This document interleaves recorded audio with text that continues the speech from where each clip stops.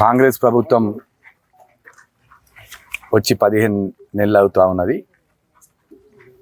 మరి అభివృద్ధి కార్యక్రమంలో భాగంగా మరి కొరుట్ల పట్టణానికి ముఖ్యమంత్రి రేవంత్ రెడ్డి గారు ఆల్టర్నేట్ వాటర్ సోర్స్ కింద కొరుట్ల పట్టణానికి అమృత్ స్కీమ్ కింద 41.5 కోట్లు మంజూరు కావడం జరిగింది.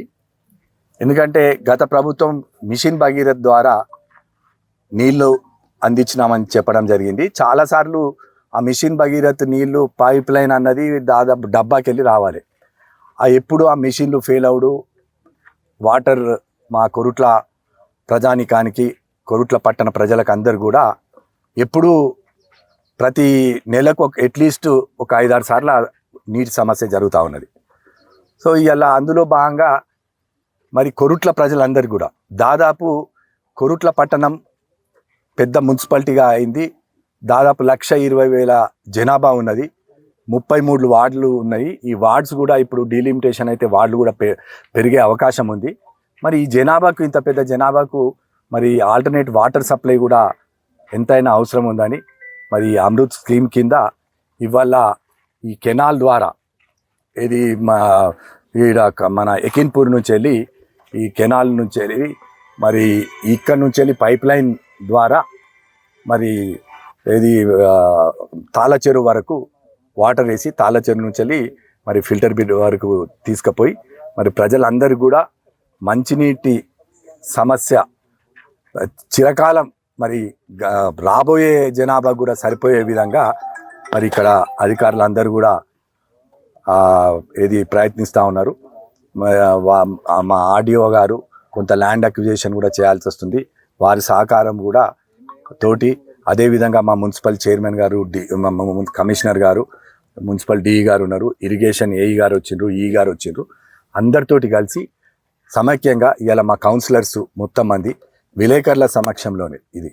ఎందుకంటే ప్రజలకు తెలియాలి ఈ ప్రభుత్వం చేసే మంచి పనులు ఏంటి అనే మంచి ఆలోచనతోటి మరి ప్రజలకు నిరంతరం నీళ్ళు అందించే విధంగా మరి ముఖ్యమంత్రి గారు ఇలాంటి స్కీమ్స్ తీసుకొచ్చినట్టు ఇది సెంట్రల్ గవర్నమెంట్ నుంచి వెళ్ళి కూడా కొంత పార్టిసిపేషన్ ఉంది.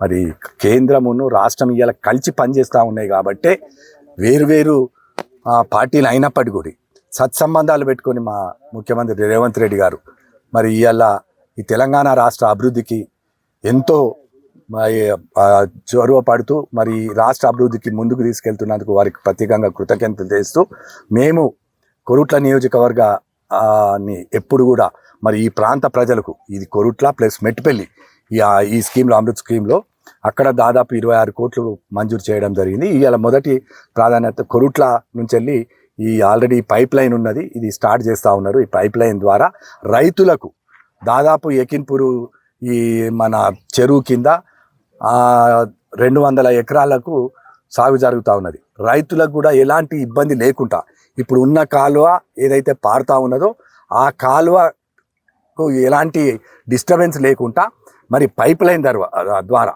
800 మీటర్ దీని మీద ఒక పైప్ లైన్ వేసి మరి కొరుట్ల వరకు దాదాపు 4 కిలోమీటర్స్ అవుతుంది ఈ కెనాల్ నుంచి ఈ పైప్ లైన్ వేసి కొరుట్ల ప్రజలందరికీ కూడా ప్రతి ఒక్కరికి నిత్యం నీళ్ళు అందించే విధంగా ఈ ప్రభుత్వం ప్రయత్నిస్తూ ఉన్నది. మరి ఇక్కడ ఉన్న మున్సిపల్ కమిషనర్ గారు వారు సహకరిస్తున్నారు. వారు కూడా మరి అందరిని పిలిచి మరి ఎట్లా చేద్దామని వారు కూడా అన్ని వార్డులు తిరుగుతూ ఆలోచన చేస్తూ ఉన్నారు నీటి సమస్య కోసం.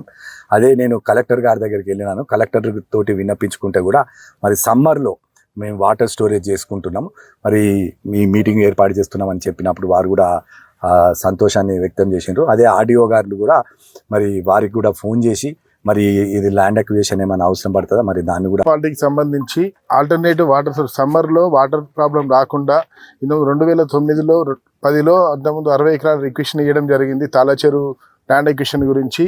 మరి ఇప్పుడు మళ్ళీ ఆ వాటర్ సోర్స్ భగీరథకి ఆల్టర్నేటివ్ వాటర్ సోర్స్ అవసరం ఉంటుందని చెప్పి ఇక్కడ యకిన్పూర్ కాలువ నుంచి తాళచెరు వరకు కెనాల్ పైప్ లైన్ కోసము ల్యాండ్ లొకేషన్ మార్కింగ్ చేసి ఎంతైతే ల్యాండ్ అవసరమో రైతులతో మాట్లాడి దాని గురించి మేము చర్యలు తీసుకొని ల్యాండ్ ఎక్విజిషన్ చేయడం జరుగుతుంది. వాటికి సంబంధించి ఆల్టర్నేటివ్ వాటర్ సోర్స్ సమ్మర్లో వాటర్ ప్రాబ్లం రాకుండా 2009లో 10లో అంతకుముందు 60 ఎకరాల రిక్వెషన్ ఇవ్వడం జరిగింది తాళచెరు ల్యాండ్ ఎక్విజిషన్ గురించి.